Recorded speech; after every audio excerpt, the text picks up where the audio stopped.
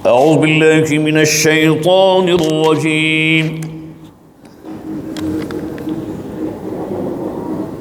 بسم الله الرحمن الرحيم.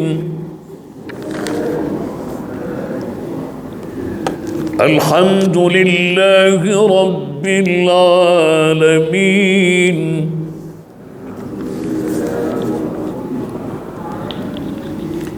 الرحمن الرحيم. مالك يوم الدين.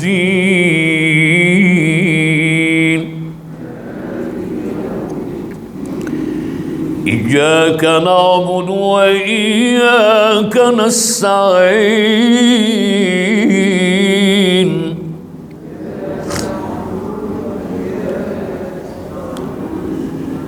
اهدنا الصراط المستقيم. صراط الذين أنعمت عليهم غير المغضوب عليهم ولا الضالين.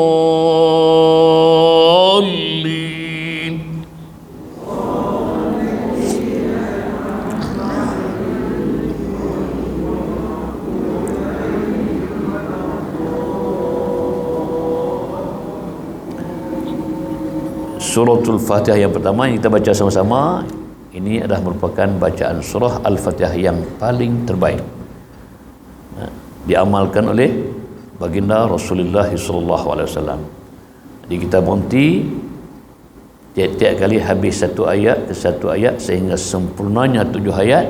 Dengan 7 kali kita mengambil nafas. Jadi tadi kita baca bersama dengan taranum, maqamat, naghamat, nama dia taranum ras, rasinta. Yang kedua kita baca pula suratul Fatihah, kita bersama dengan taranum nahawan dan kita berhenti pada alaihim yang pertama. Kalau kita tengok ayat yang terakhir suratul Fatihah, kalau nafas kita sempurna, nafas panjang, elok apa semua tanpa ada sebarang gangguan, artinya lebih elok kita langsung ayat yang terakhir tanpa kita berhenti. Tapi disebabkan kita, mungkin sebahagian kita faktor nafas, nafas tidak mencukupi untuk menyempurnakan ayat terakhir. Bila nafas tak sampai, dia akan tergendala lah. Di antaranya makhraj pun tak sempurna. Kalau ada hukum mat pun, mat tak apa nak cukup elok.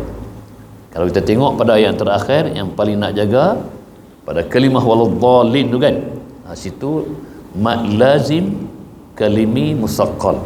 Yang ni kena bercukup 6 harakat, tak boleh kurang, tak boleh lebih, kena bagi cukup 6 harakat. Sebab apa? Sebab di atas hukum mat lazim ini, sama ada kalimi, sama ada harfi, semua a'immatul qurra.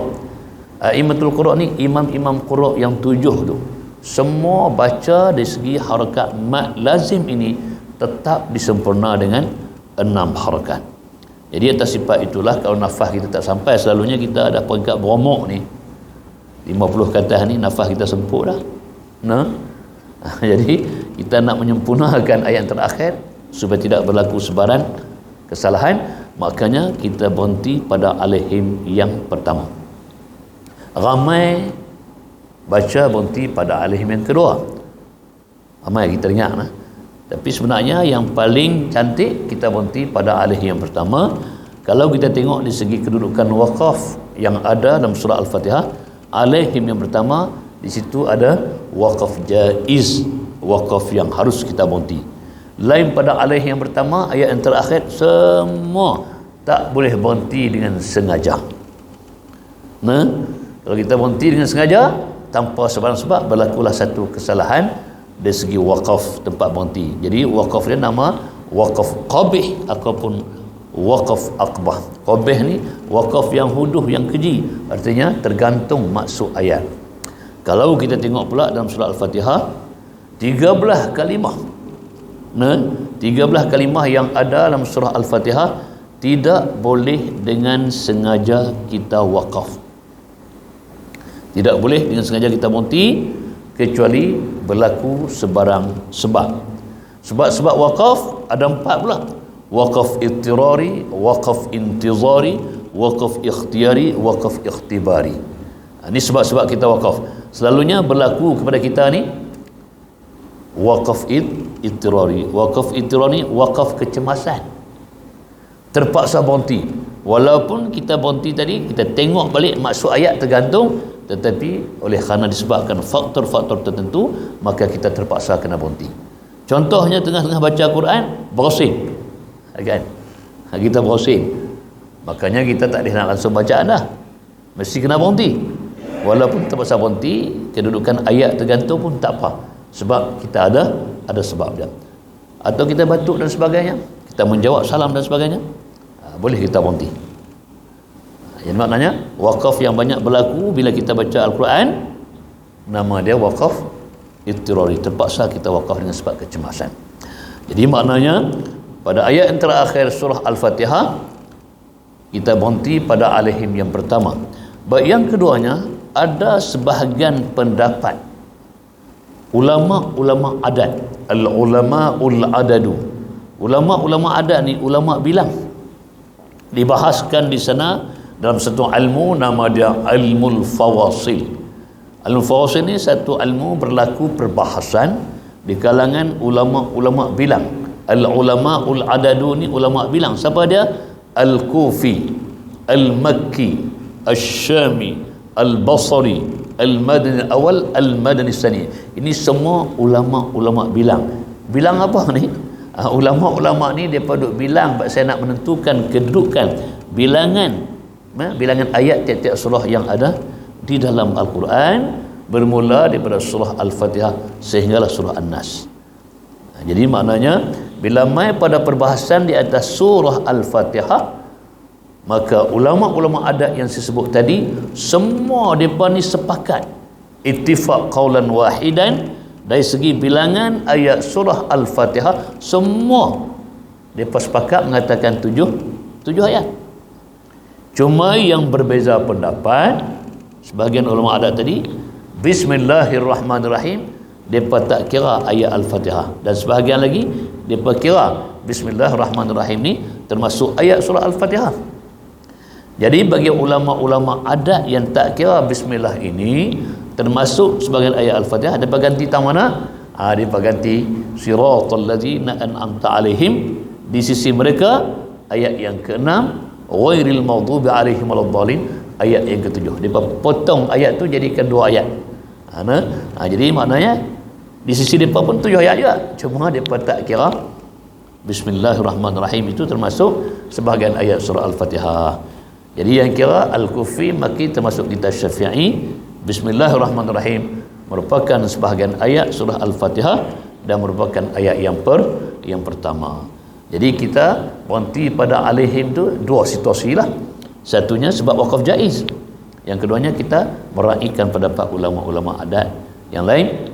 Di sisi mereka alaihim pertama termasuk ayat menggantikan Bismillahirrahmanirrahim. Itu cerita dia. Baik, yang ketiga, kita baca pula surah Al-Fatihah, tuan-tuan dan puan, kita nak sambung ayat ke ayat. Kita duk sambung macam-macam. Orang kita baca surah Fatihah ni sambung ni macam-macam. Kita tengok pasal musim tarawih lah. Musim tarawih ni tu imam ni dia campur macam-macam. Dia adunkan ayat surah Al-Fatihah, dia campur semua. Ada setengah menggunakan satu nafas. Satu nafas 7 ayat tu dia bubuh satu nafas.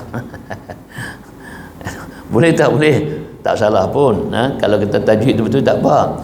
Cuma ulama kata kita tidak bersopan dengan Al-Quran, tidak beradab dengan Al-Quran.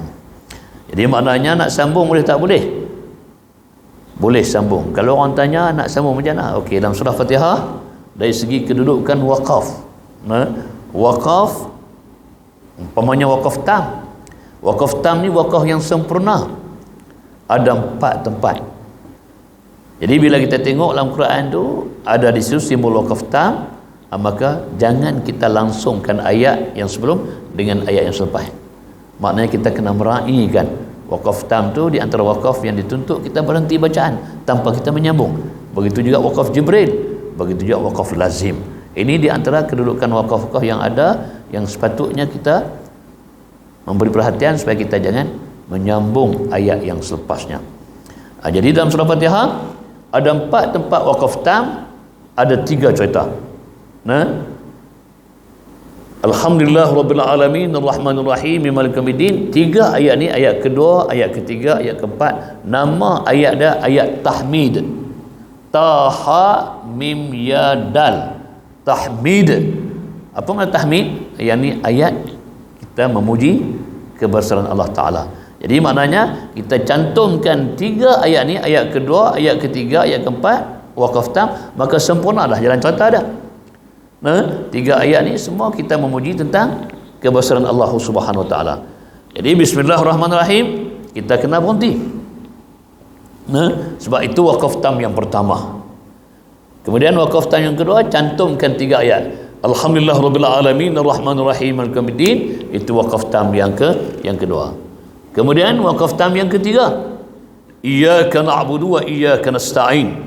Kena wakaf itu. Situ nama dia ayat iqrar. Alif qaf ra alif ra. Baca dia iqrar. Ayat iqrar. Apa makna iqrar? Pengakuan kita dengan Allah Subhanahu Wa Ta'ala.